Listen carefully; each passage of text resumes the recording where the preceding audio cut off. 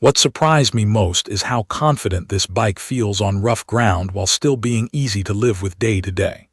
I took it from smooth pavement to loose gravel and broken sidewalk, and it stayed planted in a way I did not expect from a folding electric bike.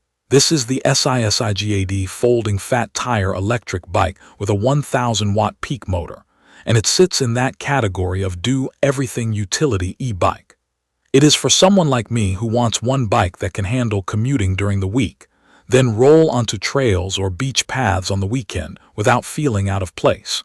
It is also a good fit if storage is tight, because the whole point is that it folds and can be tucked away.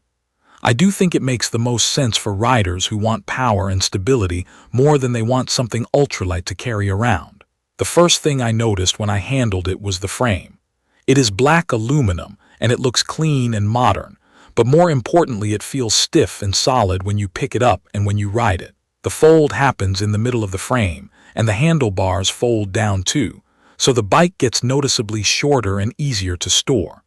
I have folded and unfolded it a bunch of times now, and the folding mechanism feels secure. I always pay attention to whether a folding frame starts to feel sketchy over bumps, and on this one I did not get that wobble feeling. It feels like a real bike that happens to fold, not a compromise that only works on perfect roads. The fat tires are a huge part of the personality here. They are 20-inch tires, and yes, they look chunky in person, but the payoff is immediate when you hit uneven surfaces. On loose gravel, the bike tracks straight instead of hunting around. On cracked pavement and rough paths, the tires take the edge off impact so your hands and shoulders do not get beat up as fast. You also get a front suspension with about 80 millimeters of travel, and together with the tires it makes the ride feel calm, even when the surface is not. Now, setup. Mine arrived mostly assembled, and it was not a nightmare, but it did take real time. Expect to spend a while getting the handlebars straight, checking fasteners, and dialing in the brakes and shifting so it feels right. If you are comfortable with basic bike adjustments, you will be fine, but if you are not, I honestly think a quick visit to a local bike shop is worth it. I had to do a little tweaking to get everything feeling smooth and quiet, and that is normal for a shipped bike. Once I started riding, the motor was the headline. You feel that 1000-watt peak output when you ask for it, especially from a stop or when you are rolling into an incline. The response feels strong without being jerky, which matters in real traffic and on narrow paths. I tried both pedal assist and the thumb throttle, and I ended up using a mix depending on where I was.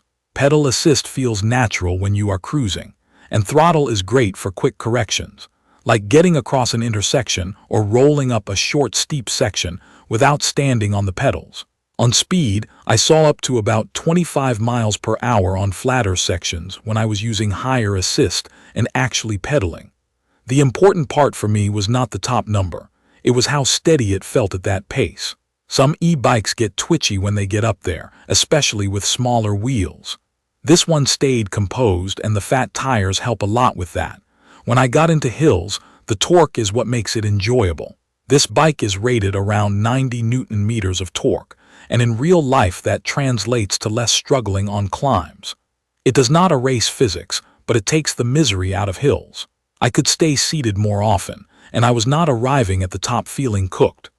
Battery life is always tricky because it depends on rider weight, temperature, wind, tire pressure, and how aggressive you are with assist. What I can say from my rides is that the removable battery made the routine easy.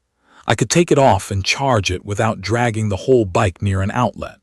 With pedal assist and a reasonably steady pace, I was able to stretch it to around 50 miles on a longer day. If you ride fast, use a lot of throttle, or do a lot of hills, you will see that range drop.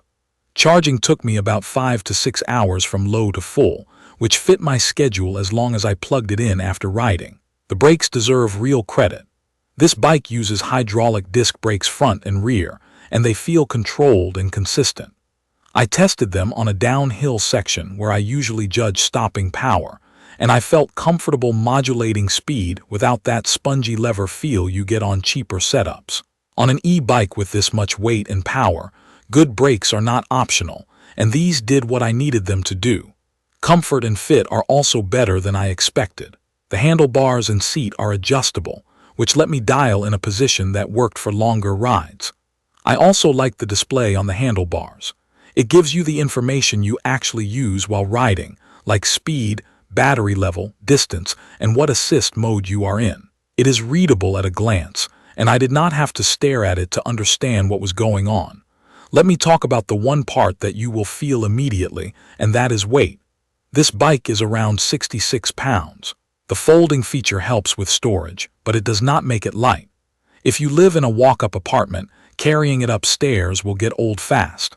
Loading it into a car is doable, but you will notice the heft, and you will want to use good lifting technique. For me, it is fine because I am rolling it in and out of a garage, but I would not buy it expecting it to be an easy carry.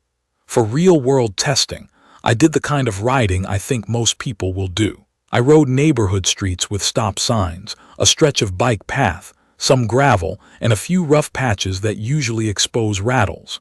The bike stayed tight, and nothing felt like it was loosening up. The suspension and tires did a good job keeping traction when the surface got sketchy. I also did a short run in a more crowded area where I had to slow down, speed up, and maneuver around people. The throttle helped with quick, smooth moves, and the pedal assist did not feel like it was surging unpredictably. One specific use case where I think this bike shines is commuting with imperfect roads. If your route has potholes, broken pavement, or a mix of street and path, the fat tires and suspension keep the ride comfortable and controlled.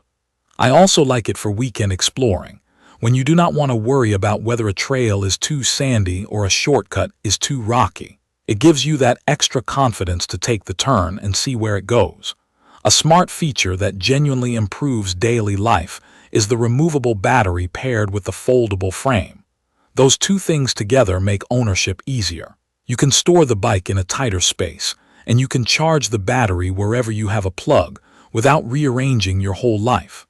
The hydraulic brakes are another practical upgrade that I consider a real quality feature, not just a spec on a page. So here is where I land.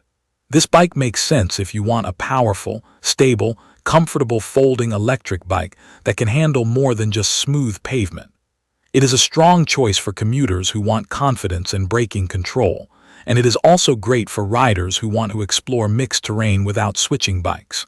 I would think twice if you need something lightweight to carry every day, or if you do not want to deal with basic assembly and adjustments at the start.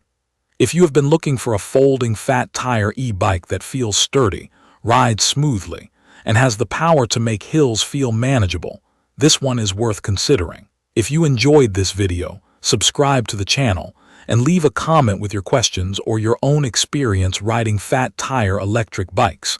Thank you for watching.